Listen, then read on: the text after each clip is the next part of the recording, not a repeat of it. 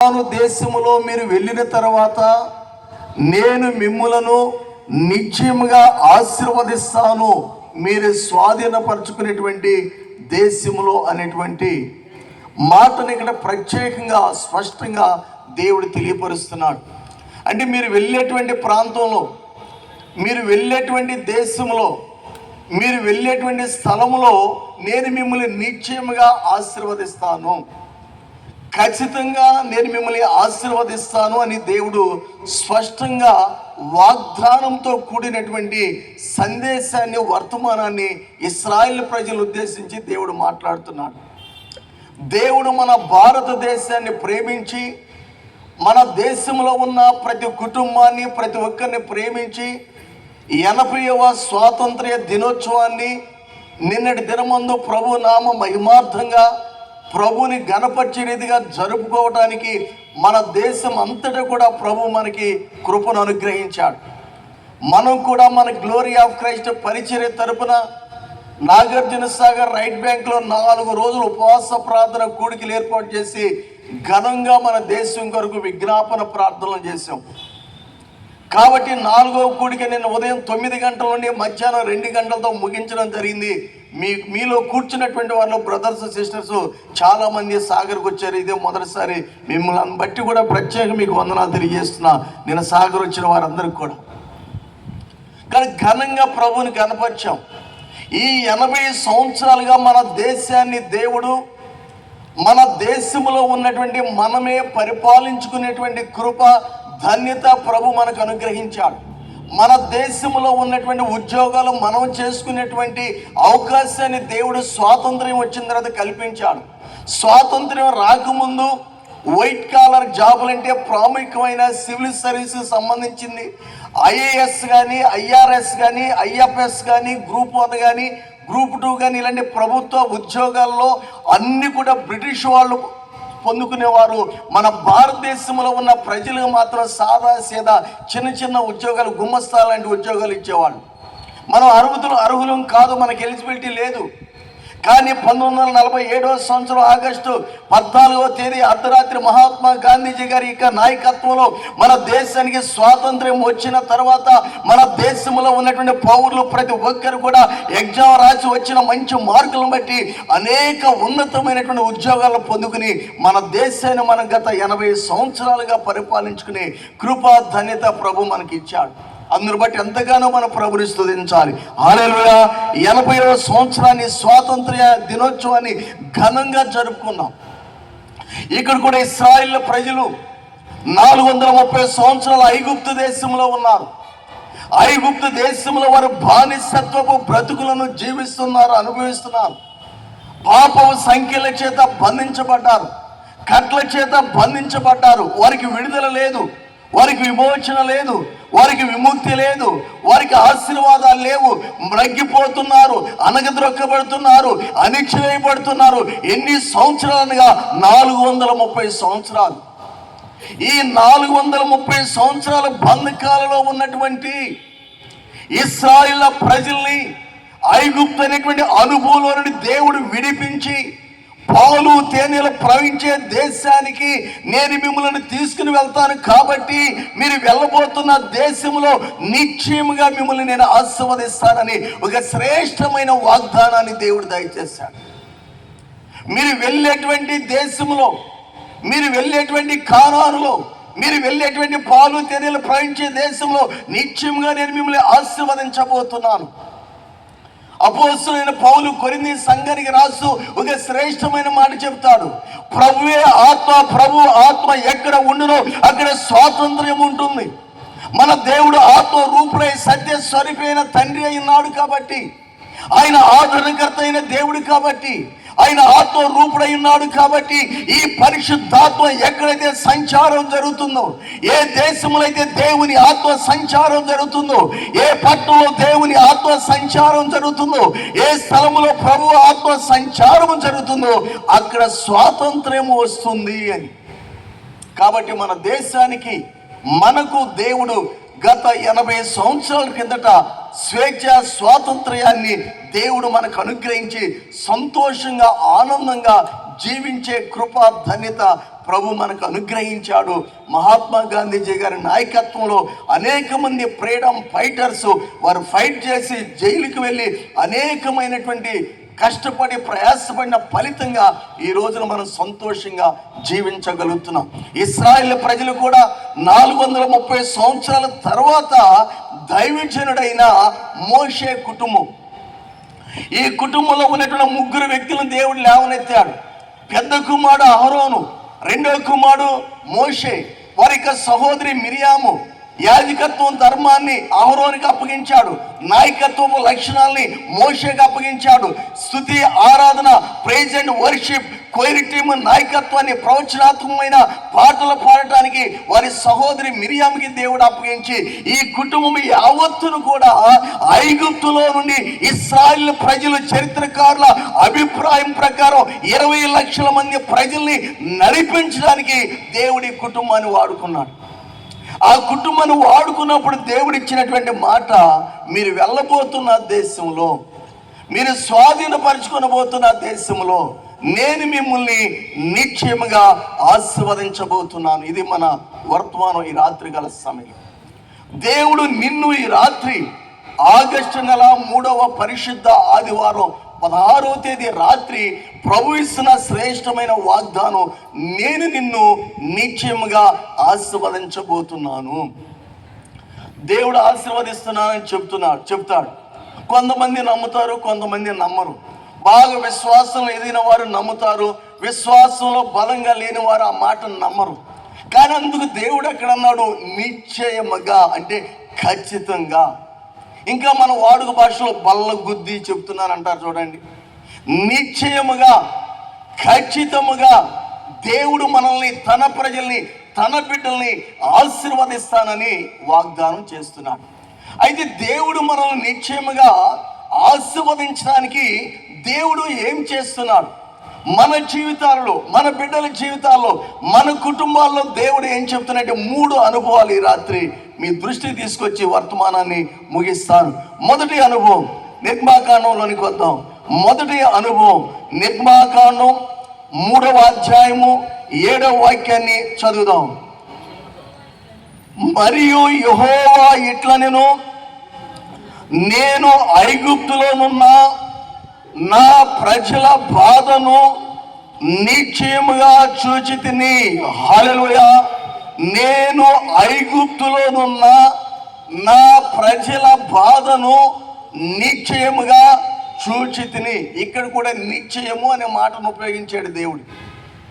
మొదటి పాయింట్, దేవుడు నీ బాధను చూచుట. దేవుడు నీ బాధను చూచుట ఫస్ట్ పాయింట్.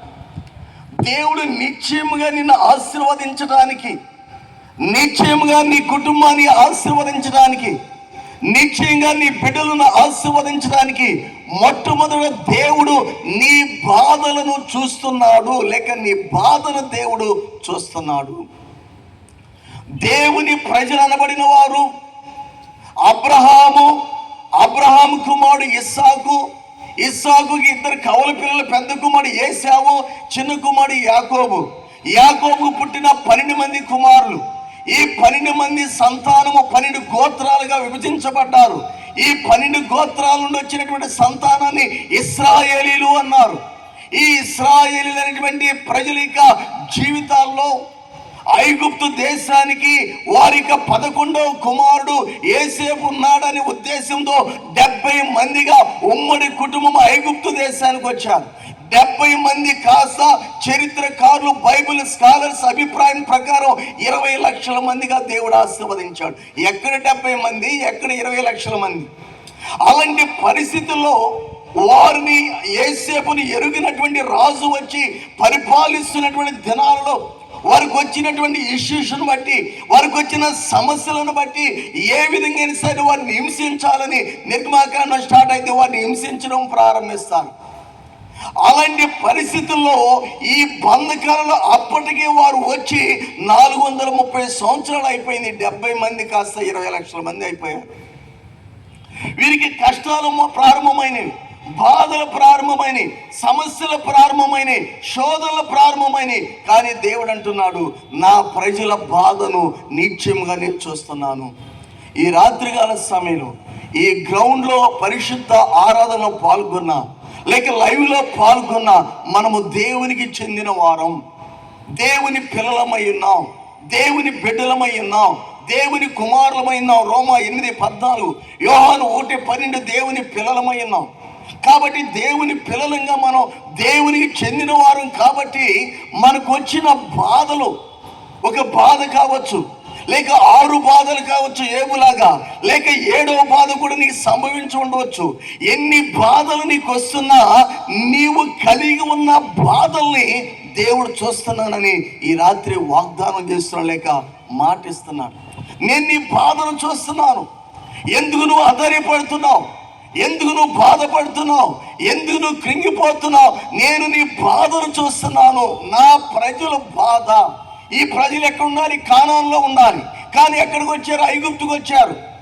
ఈ ఐగుప్తులో ఉన్నప్పటికీ దేవుడు, వారు నా ప్రజలు, నా ప్రశస్తమైన యేసయ్య క్రీస్తు రక్తము చేత కడగబడిన పిల్లలు. కాబట్టి వారు పడుతున్న బాధల్ని నేను చూస్తున్నాను అంటున్నాను. ఏ తల్లిదండ్రులైనా ఒకరోజు మన బాధలు చూస్తారు, 2 రోజులు మన బాధలు చూస్తారు, 3 రోజులు బాధలు చూస్తారు. తర్వాత అంటారు కదా, ఆ బాధ నేను చూడలేకపోతున్నాను, ఆ వ్యక్తి నా కుమారుడైనా నా కుమార్తె అయినా ఇక్కడ ఉండకూడదు అని చెప్పేసి అని వారు అంటారు. కానీ మన దేవుడు అంటున్న మాట, నా ప్రజల బాధ నిత్యంగా నేను చూస్తున్నాను అంటున్నాను. కాబట్టి పాత నిబంధనలో బాధల్ని దేవుడు చూస్తున్నాడు. నూతన నిబంధనలో కూడా చూస్తే పరిశుద్ధుడైన పౌలు రోమా సంఘంలో ఉన్నటువంటి రోమా సంఘానికి రాస్తూ అంటాడు కదా, రోమిలికి రాసిన పత్రిక 8వ అధ్యాయము 26వ వాక్యాన్ని చదువుదాం. రోమా 8:26, అటువలే ఆత్మయు మన బలహీనతను చూచి, పాత నిబంధనలో బాధలు చూస్తున్నాడు, నూతన నిబంధనలో బలహీనతలను చూస్తున్నాడు అంటాడు దేవుడు. ఈ కృపాకాలములు బాధలు చూసే దేవుడు, బలహీనతలను చూస్తున్నటువంటి దేవుడు. మన బాధలన్నిటిని దేవుడు చూస్తున్నాడు, బలహీనతలన్నిటిని కూడా దేవుడు చూస్తున్నాడు. ఒక్కొక్క వ్యక్తికి ఒక్కొక్క బలహీనత ఉండవచ్చు. ఉదాహరణ మనం గమనిస్తే యోహాను సువార్త 5వ అధ్యాయం 5వ వాక్యాన్ని చదువుదాం. యోహాను సువార్త 5వ అధ్యాయం 5వ వాక్యం, వాడు బహుకాలము నుండి అదే స్థితిలో ఉన్నాడని ఎరిగి యేసు ప్రభువు అంటున్నాడు, స్వస్థపడగోరుచున్నావా? యోహాను సువార్త 5వ అధ్యాయంలో దేవుని వాక్యాన్ని మనం చూస్తే బేతస్సా అనేటువంటి ఒక కోనేరు, ఒక సరస్సు ఉన్నది. ఈ బేతస్సా కోనేటిలోనికి ఆయా సమయాలలో, ఆయా సందర్భాలలో దేవుని దూత వచ్చి నీళ్లు కదిలిస్తూ ఉండేది. నీళ్లు కదిలిస్తున్నప్పుడు ఎలాంటి వ్యాధిగ్రస్తులైనా, ఎలాంటి బలహీనులైనా, ఎలాంటి అనారోగ్యానికి చెందిన వారైనా, ఎవరైతే మొట్టమొదటిగా బేతస్సా కోనేటిలో దిగుతున్నారో వారు ఎట్టి వ్యాధిగ్రస్తులైనా వారు బాగుపడుతున్నారు, స్వస్థత పొందుకుంటున్నారు.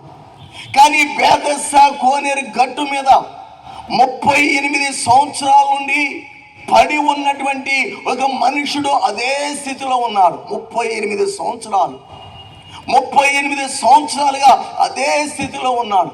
యేసు ప్రభువు ఒక రోజు చూశాడు, 2 సంవత్సరాలు చూశాడు, 10 సంవత్సరాలు చూశాడు, 30 సంవత్సరాలు చూశాడు, 38వ సంవత్సరం కూడా చూశాడు. ఈ మనుషుడు అదే స్థితిలో ఉండటానికి ఇష్టపడుతున్నాడు. అది అతని వీక్నెస్, అతని బలహీనత. కొంతమంది స్థితి మనం చూస్తే అదే స్థితిలో ఉండటానికి ఇష్టపడతారు, అదే స్థితిలో ఉండటానికి ఇష్టపడతారు. ఆ స్థితి ఏమిటంటే వాళ్ళ వీక్నెస్ అలాంటిది అనమాట. ఆ స్థితిలోనే ఉండటానికి ఇష్టపడతారు. కానీ దేవుని వాక్యంలో మనం చూస్తే ఈ వ్యక్తి కూడా అదే స్థితిలో ఉండటానికి ఇష్టపడ్డాడు. కానీ యేసు ప్రభువారు ఆ వ్యక్తిని చూచి, ఆ వ్యక్తి యొక్క బలహీనతను చూసి, ఆ వ్యక్తి యొక్క బాధను చూసి యేసు ప్రభువారు నడుచుకుంటూ బేతెస్దా కోనేటి దగ్గరికి వచ్చి అడిగాడు, నువ్వు స్వస్థపడగోరుచున్నావంటే వెంటనే కథ అంతా చెప్తాడు. అవును ప్రభువా, నాకంటే ముందుగా దేవుని దూతలు నీళ్లు కదిలిస్తున్నాయి, ఎవరో ఒకళ్ళు దిగుతున్నారు, నన్ను తీసుకుని వెళ్ళటానికి ఎవరు కూడా నా సహకారాలు అందించట్లేదు, అందువల్ల నేను ఇదే స్థితిలో ఉన్నా అని చెప్పినప్పుడు యేసు ప్రభువారు వెంటనే దిగ్గున లేచి పరిపెత్తుగా నడమన్నప్పుడు వెంటనే అతను స్వస్థత పొందుకుని లేచి నడిచి ప్రభువుని కనపరిచాడు తర్వాత. కానీ ఇక్కడ ఈ వాక్య భాగంలో మనం చూస్తే ఈ వ్యక్తి యొక్క బాధ, అట్లనే ఈ వాక్యానికి రిలవెంట్గా లోకాసు సువార్త 5వ అధ్యాయం 1-11, అక్కడ పేతురు రాత్రంతా చేపలు పట్టాడు అని ప్రయాసపడ్డాడు, కానీ ఉపయోగం లేదు. ఉదయకాలం ముందు నిరాశ నిరుత్సాహం కృంగిదలలో ఉన్నాడు. అలాంటి పేతుర్ని ఎవరు చూశారు? దేవుడు చూశాడు, యేసు ప్రభువు. పేతురు ధోని దగ్గరికి యేసు ప్రభువు చూచి నడుచుకుంటూ వచ్చాడు. ఇక్కడ యోహాను సువార్త 5వ అధ్యాయం కానీ, లూకాసు సువార్త 5వ అధ్యాయం కానీ, నిర్గమాకాండం 3వ అధ్యాయం 7వ వాక్యం నుండి 11వ వాక్యం కానీ, రోమాపత్రిక 8వ అధ్యాయం 26వ వాక్యం కానీ, ఈ మాటలన్నీ మనం చూస్తే మనకు అర్థమయ్యేది ఏమిటంటే దేవుడు మన బాధల్ని, మన బలహీనతలు చూచి వాటన్నిటిలో నుండి మనం విడిపిస్తాడంటండి. అదే నిజమైన స్వాతంత్ర్యం, నిజమైనటువంటి స్వేచ్ఛ. నిజంగా పరిపూర్ణమైన హృదయంతోను, పరిపూర్ణమైన ఆత్మతోను, పరిపూర్ణమైన మనస్సుతోను దేవుని ఆత్మతో సత్యంతో ఆరాధించేటువంటి కృపా ధన్యత ప్రభు మనకి అనుగ్రహించాడు. కాబట్టి మనం గ్రహించాలి, దేవుడు నా బాధను చూస్తాడు. ఎందుకు చూస్తాడంటే నువ్వు దేవుని బిడ్డవని యోహాను 1:12 చెప్తుంది. దేవుడు నీ బలహీనతలను చూస్తున్నాడు. ఎందుకంటే రోమా 8:14 అని నువ్వు దేవుని కుమారుడు అని దేవుడు నిన్ను గుర్తించాడు, ముద్రించాడు. మన ఆత్మీయ జీవితంలో, మన భక్తి జీవితంలో ప్రభు ఈ రాత్రి అంటున్నాడు, దేవుడు నిన్ను నిశ్చయముగా ఆశీర్వదించును. మన వర్తమానం దేవుడు నిన్ను నిశ్చయముగా ఆశీర్వదించాలంటే మొట్టమొదటిగా మన బాధను చూస్తున్నాడు. ఇక్కడ ఇద్దరు చూసాం, లూకాసు సువార్తలో పేతురును చూసాం 5వ అధ్యాయంలో. మన వాగ్దానం దేవుడు నిశ్చయముగా ఆశీర్వదిస్తాను. దేవుడు చూశాడు, ఆ వ్యక్తి దగ్గరికి వచ్చాడు, పేతురు నీ ధోని లోతుగా నడిపించి వలవేయమన్నాడు, విస్తారమైన చేపలు పొందుకున్నాడు. ఇప్పుడు పేతురు ఏమయ్యాడండి? ఆశీర్వదించబడ్డాడు, ఆర్థికపరమైన ఆశీర్వాదాలు పొందుకున్నాడు. ఇక్కడ యోహాను సువార్త 5వ అధ్యాయం, పక్షవాయువు కలిగిన వ్యక్తి, ఆ వ్యక్తి 38 సంవత్సరాల అదే స్థితిలో ఉన్నాడు. యేసు ప్రభువారు వచ్చి బలహీనతలు చూసి నువ్వు లేచి నీ పరుపెత్తుకోమని చేయించాడు. ఆ వ్యక్తి ఆరోగ్యమైనటువంటి ఆశీర్వాదాలు పొందుకున్నాడు. అందుకే మలాకీ ప్రవక్త, చివరి ప్రవక్త, పాత నిబంధనలో 39వ అధ్యాయంలో, లూకాసు సువార్త మలాకీ గ్రంథం 39వ పుస్తకంలో మలాకీ 4వ అధ్యాయం 2వ వాక్యం అన్నాడు, నీ యందు భయభక్తులు గల వారి మీద నీతి సూర్యుడు ఉదయించును, నీ రెక్కలు సంపూర్ణమైన ఆరోగ్యాన్ని కలుగు చేస్తాయి. దేవుని యందు భయభక్తులు గల వారి మీద ఆయన నీతి సూర్యుడిగా ప్రభువైన యేసుక్రీస్తు వారు జన్మిస్తారు. ఆయన ప్రకాశిస్తాడు, ఉదయిస్తాడు. ఆయన రెక్కలు మనకి ఆరోగ్యము కలుగు చేస్తాయి. కాబట్టి మొదటి మాట, దేవుడు మనకి ఆరోగ్యమైన ఆశీర్వాదాలు ఇవ్వటానికి, ఆర్థికపరమైన ఆశీర్వాదాలు ఇవ్వటానికి, నిశ్చయముగా మనల్ని ఆశీర్వదించడానికి మొదటి పాయింట్, మొదటి మాట, దేవుడు నిన్ను నిశ్చయముగా ఆశీర్వదించటానికి దేవుడు నీ బాధలు చూచుట, దేవుడు నీ బాధలు చూచుట. ఇందాక ఆరాధన వర్తమానంలో మనం చూసే 31వ కీర్తనం, నా ప్రాణ బాధలు నీవు కనిపెట్టి ఉన్నావు. మన ప్రాణ బాధలను ఆయన కనిపెడతాడు, మనకున్న బాధలను కూడా కనిపెడతాడు, మన బాధలను చూస్తాడు. కాబట్టి ఐగుప్తు దేశంలో ఉన్నటువంటి ఇశ్రాయేలు ప్రజల యొక్క బాధల్ని దేవుడు చూచాడు, తద్వారా వారిని నిత్యంగా ఆశీర్వదించాడు. కానీ మన బాధలను కూడా దేవుడు నిశ్చయంగా చూస్తాడు అనేటువంటి ఒక దృఢమైన నిశ్చయిత మనకు కలిగి ఉండాలి. ఒక ఫుల్ కాన్ఫిడెంట్ అంటారు చూడండి, ఒక నిశ్చయిత మనకు ఉండాలి. దేవుడు నా బాధ చూస్తాడు, దేవుడు మా కుటుంబం యొక్క బాధ చూస్తాడు, దేవుడు మా బిడ్డల యొక్క బాధను చూస్తాడు అనేటువంటి ఆ నిశ్చయిత అనేటువంటిది మనకి రావాలి. ఆ నిశ్చయిత మనకు కలిగి జీవించినప్పుడు దేవుడు నిత్యంగా మనల్ని ఆశీర్వదిస్తాడు. రెండో పాయింట్ చూద్దాం, నిర్గమాకాండం 3వ అధ్యాయం 9వ వాక్యం. నిర్గమాకాండం 3వ అధ్యాయం 9వ వాక్యం, ఇశ్రాయేలీల మొర నిజముగా నా యొద్దకు చేరినది. హల్లెలూయా. ఇశ్రాయేలీల మొర నిజముగా నా యొద్దకు చేరినది అని ఇక్కడ దేవుడు మాట్లాడుతున్నాడు. రెండో పాయింట్ చూస్తే, దేవుడు నిత్యముగా నిన్ను ఆశీర్వదించడానికి దేవుడు నీ ప్రార్థనలు ఆలకించుట లేక అంగీకరించుట. దేవుడు మనల్ని ఆశీర్వదించాలంటే మన ప్రార్థనలు అంగీకరించాలి, ఆలకించాలి. మనకు ఆశీర్వాదాలు రావాలంటే మన ప్రార్థనలు దేవుడు అంగీకరించాలి. ఒకటి, మన బాధలు చూసి మనల్ని ఆశీర్వదించాడు. పేతురు చూసాం, తర్వాత పక్షవాయుగైన వ్యక్తి బేదస్సు కోనేటి దగ్గర చూసాం. రెండో పాయింట్లో ఇశ్రాయేలు ప్రజల మొరంట నిజంగా 9వ వాక్యంలో నిజంగా నా యొద్దకు, దేవుడు అంటున్నాడు, నిజంగా నా యొద్దకు చేరింది. నీ మొర నా మొర మన ప్రార్థనలు నిజంగా మన దేవుని యొద్దకు వెళ్తున్నాయి. నిజంగా దేవుని యొద్దకు వెళ్ళినప్పుడు దేవుని యొద్ద నుండి మనకేమొస్తాయంటే ఆశీర్వాదాలు వస్తాయి. కానీ రెండో పాయింట్లో మనం చూస్తే దేవుడు నీ ప్రార్థనలను ఆలకించుట, దేవుడు నీ ప్రార్థనలను అంగీకరించుట. మనము ఆశీర్వదించబడాలి అంటే, మనము దీవించబడాలి అంటే, మన కుటుంబము నిత్యముగా వర్ధిల్లాలి అంటే, మన వ్యక్తిగతమైన జీవితంలోనైనా మన కుటుంబ జీవితంలోనైనా ప్రార్థన అనేటువంటి ధూపం బయలుదేరాలి. ప్రార్థన అనేటువంటి ధూపాన్ని మనం వేయాలి. ఈ ప్రార్థన అనేటువంటి ధూపాన్ని నువ్వు ఎంతగా వేస్తే దేవుడు అంతగా నిన్ను ఆశీర్వదిస్తాడు. ఉదాహరణ చూస్తే ఆదికాండం 12వ అధ్యాయం 8వ వాక్యంలో అబ్రహాము బలిపీఠం కట్టి యెహోవా నామమున ప్రార్థన చేయటం ప్రారంభించాడు. ఆదికాండం 12వ అధ్యాయం 8వ వాక్యంలో యెహోవా నామమున బలిపీఠం కట్టి మోకరించి దేవుని సన్నిధిలో యెహోవా దేవునికి ప్రార్థన చేయడం ప్రారంభించాడు. దేవుడు మాట్లాడాడు కాబట్టి ఆదికాండం 12వ అధ్యాయం 1వ వాక్యంలో దేవుడు మాట్లాడాడు. ఆదికాండం 12వ అధ్యాయం 4వ వాక్యంలో దేవుడు చెప్పిన ప్రకారంగా అబ్రహాము వెళ్ళాడు, లోబడి విధేయత చూపించి. దేవుడి కొరకు మూడవదిగా అక్కడ 8వ వాక్యంలో బలిపీఠం కట్టి ప్రార్థన చేయడం ప్రారంభించాడు. ఎప్పుడైతే ప్రార్థన చేస్తున్నాడో ఆదికాండం 13వ అధ్యాయం 2వ వాక్యం, వెండినిచ్చాడు, బంగారాన్ని ఇచ్చాడు, పశువులు ఇచ్చాడు, బహు ధనవంతుడిగా దేవుడు అబ్రహాముని ఆశీర్వదించాడు. ఆదికాండం 24వ అధ్యాయం 1వ వాక్యం, అబ్రహాము బహుకాలము గడిచిన వృద్ధుడైనప్పటికీ అన్ని విషయాల్లో దేవుడు అబ్రహాముని ఆశీర్వదించెను. మనం బైబిల్ కామెంటరీ బుక్స్లో చదివితే అబ్రహాం జీవితం గురించి మేజర్ పాయింట్, ప్రాముఖ్యమైన మాట ఏమని రాయబడింది అంటే, అబ్రహాము ఎంత ఎక్కువగా ప్రార్థన చేసుకున్నాడో దేవుడు కూడా అంత అధికంగా అబ్రహామును ఆశీర్వదించాడంటండి. ఒకే ఒక అవుట్లైన్ అన్నమాట. అబ్రహాము ఎంత ఎక్కువగా ప్రార్థన చేసుకున్నాడు, అబ్రహాము ఎంత అధికంగా ప్రార్థన చేసుకున్నాడు, అబ్రహాము ఎక్కువ సమయం దేవుని సన్నిధిలో గడుపడం ద్వారా అబ్రహామును కూడా దేవుడు అదే రీతిగా బ్లెస్ చేశాడంటండి, ఆశీర్వదించి ఉన్నతమైన స్థితిలో బహుకాలము గడిచిన వృద్ధుడైనప్పటికీ అన్ని విషయాల్లో కూడా దేవుడు అబ్రహాముని ఆశీర్వదించాడు. ఈ అబ్రహాము ఆశీర్వదించబడటానికి, అబ్రహాము ఆశీర్వదించబడటానికి కారణం, ప్రధానమైన కారణం ప్రార్థన, ప్రార్థన, ప్రార్థన.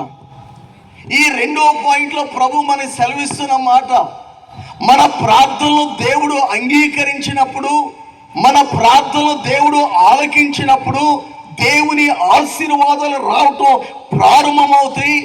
దేవుడు దీవించడం ప్రారంభిస్తూ ఉంటాడు. తద్వారా ఇస్సాకు జీవితాన్ని మనం చూసాం. యెహోవా అతన్ని ఆశీర్వదించను గనుక ఆ మనుషుడు మిక్కిలి గొప్పవాడాయను అని రాయబడిన వాక్యం ఆదికాండం 26వ అధ్యాయం 12-13 వాక్యాల్లో. యెహోవా ఆ మనిషిని ఆశీర్వదించను గనుక ఆ మనుషుడు గొప్పవాడాడంట. దేవుడు నిన్ను ఆశీర్వదించాడు గనుక నువ్వు గొప్పవాడు అవుతావు. దేవుడు నిన్ను ఆశీర్వదించడం ప్రారంభిస్తే, దేవుడు నిన్ను దీవించడం ప్రారంభిస్తే, దేవుడు నిన్ను ఆశీర్వదించాలంటే నీ యొద్ద ఏముండాలంటే ప్రార్థన అనేటువంటి ధూపం, ప్రార్థన అనేటువంటి బలిపీఠపు అనుభవాన్ని మనం కలిగి ఉండాలి. అబ్రహామిక జీవితంలో ప్రార్థన అనే బలిపీఠాన్ని ప్రభు మనకు జ్ఞాపకం చేస్తున్నారు. ఇంక ఈ వాక్యానికి రెండో పాయింట్కి ఉదాహరణగా మనం చూస్తే అపోస్తలుల కార్యాలు 10వ అధ్యాయంలో కొర్నేలి నీ ప్రార్థన వినబడింది అన్నాడు దేవుడు. లూకా సువార్త 1వ అధ్యాయంలో జకరియా నీ ప్రార్థన వినబడినది అన్నాడు. ఆ ప్రార్థన వినబడటం ద్వారా దేవుడు ఏ విధంగా వారి జీవితాన్ని ఆశీర్వదించాడో, వారి ప్రార్థనలు విన్నాడు కాబట్టి వారి జీవితంలో గొప్ప కార్యాలు, ఘనమైన కార్యాలు జరిగించాడు. అట్లనే యెషయా గ్రంథం 38వ అధ్యాయంలో 5వ వాక్యం చివరి భాగంలో హిజ్కియా రాజుతో యెహోవా దేవుడు అంటాడు, హిజ్కియా నీ ప్రార్థన నువ్వు కన్నీళ్లు విడిచినా చూస్తేనే నీ ప్రార్థన నేను అంగీకరించి ఉన్నాను.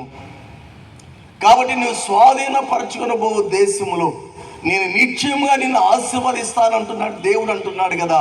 నువ్వు చేస్తున్న ప్రార్థనలను బట్టి, నువ్వు చేసుకుంటున్న ప్రార్థనలను బట్టి, నీవు కలిగి ఉన్నటువంటి ప్రార్థన ఆత్మను బట్టి దేవుడు నిన్ను ఆశీర్వదిస్తాను అంటున్నాడు. నువ్వు ప్రవేశించబోయేటువంటి దేశంలో నిశ్చయంగా నేను నిన్ను ఆశీర్వదిస్తాను. 1, దేవుడు నీ బాధలు చూచుట. 2, దేవుడు నీ ప్రార్థనలు అంగీకరించుట. దేవుడు మన ప్రార్థనలు ఆలకిస్తాడని ఒక నిరీక్షణ మనకున్న క్రైస్తవంగా, ప్రభు బిడ్డలుగా. అందుకే కీర్తనకారుడు అంటాడు 65వ కీర్తన 2లో, ప్రార్థన ఆలకించేవాడా సర్వశరీరుల యొద్దకు వస్తాను. ఇది 2వ అనుభవం. 3వ అనుభవాన్ని మనం చూసినట్లయితే, 3వ అనుభవం నిర్గమాకాండం 3వ అధ్యాయం 8వ వాక్యం చివరి భాగం చూస్తే, పాలు తేనెలు ప్రవహించే దేశమునకు వారిని నడిపించుటకును దిగి వచ్చి ఉన్నాను. హల్లెలూయా. పాలు తేనెలు ప్రవహించు దేశమునకు వారిని నడిపించుటకును నేను దిగి వచ్చి ఉన్నాను. 3వ పాయింట్, దేవుడు నిన్ను శ్రేష్టమైన మార్గంలో నడిపించుట. నిన్ను ఆశీర్వదించాలనే ఉద్దేశంతో, నిన్ను దీవించాలనే ఉద్దేశంతో దేవుడు నిన్ను ఒక చక్కటి మార్గం, శ్రేష్టమైనటువంటి మార్గంలో, ఆశీర్వాదకరమైన మార్గంలో దేవుడు నిన్ను నడిపిస్తారని తెలియజేస్తున్నాడు. ప్రియ దైవజనగమ్మ, దేవుడు మనకు చూపించేటువంటి మార్గం శ్రేష్టమైన మార్గం, మంచి మార్గం, మంచి మార్గం. ఈ శ్రేష్టమైన మార్గంలో దేవుడు మనం నడిపిస్తాడంట. ఇక్కడ బంధకాలలో ఉన్నారు ఇశ్రాయేలు ప్రజలు 430 సంవత్సరాలు. విడుదల లేనటువంటి స్థితిలో ఉన్నారు ఇశ్రాయేలు ప్రజలు. అలాంటి వారిని ఒక మంచి మార్గంలో, ఆశీర్వాదాలు పొందుకునేటువంటి మార్గంలో, దీవెనలు పొందుకునేటువంటి మార్గంలో, శ్రేష్టమైన మార్గంలోనికి నడిపించడానికి నేను మీ మధ్యలోనికి దిగి వచ్చినానని దేవుడు ప్రత్యేకంగా స్వయంగా దైవజనుడైన మోషేతో మాట్లాడుతున్నాడు. నేను మంచి మార్గంలో నడిపించడానికి ప్రభువైన యేసుక్రీస్తు వారు 2026 సంవత్సరాల కిందట లోక రక్షకుడిగా, దావీదు పట్టణమందు రక్షకుడిగా మన కొరకు పుట్టి ఉన్నాడు. ఆయన ఉదయించాడు, ఉద్భవించాడు. కారణం ఏమిటండి? ఒక మంచి మార్గంలో మనల్ని నడిపించాలనేటువంటి ఉద్దేశం, ఒక మంచి మార్గంలో మనం నడిపించాలనేటువంటి ఉద్దేశంతో 107వ కీర్తన 7వ వాక్యం, 107వ కీర్తన 7వ వాక్యం, వారు ఒక నివాసపురము చేరునట్లుగా చక్కని త్రోవలో ఆయన వారిని నడిపించాను అని రాయబడిన వాక్యం. అక్కడ ఇశ్రాయేలు ప్రజలు వారు నివాసపురం అనగా మంచి ఆశీర్వాదాలు పొందుకునేటువంటి స్థలము, పాలు తేనెలు ప్రవహించే దేశము, కానాను దేశములోనికి వారిని నడిపించడానికి దేవుడు చక్కని త్రోవలో నేను వారిని నడిపిస్తాను, శ్రేష్టమైన మార్గంలో వారిని నడిపిస్తాను అన్నాడు.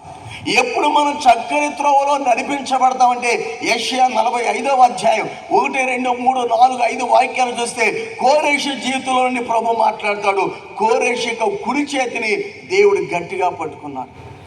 కోరేషు యొక్క కుడి చేతిని దేవుడు గట్టిగా పట్టుకున్నాడు. కాబట్టి కోరేషును కూడా దేవుడు ఇక్కడ చక్కని త్రోవలో నడిపించడం ప్రారంభించాడు. చక్కని త్రోవలో మనం నడుస్తున్నప్పుడు మనం గెలుస్తాం, ఓడిపోం.